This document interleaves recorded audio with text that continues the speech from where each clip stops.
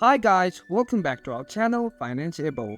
In today's video, I'm going to show you how to log into your Bybit account.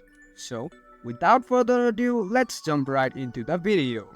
Firstly, make sure that you have a stable internet connection. Once you do that, just go to your default browser and search Bybit login.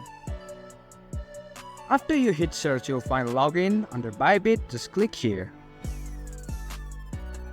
As you can see, you're already redirected to the login portal. You can either log in with your email, mobile, or scan with your QR code.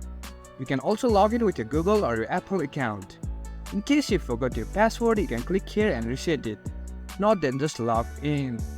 That's it for today guys. If you find this video helpful, then don't forget to give thumbs up. Comments and feedbacks will be appreciated.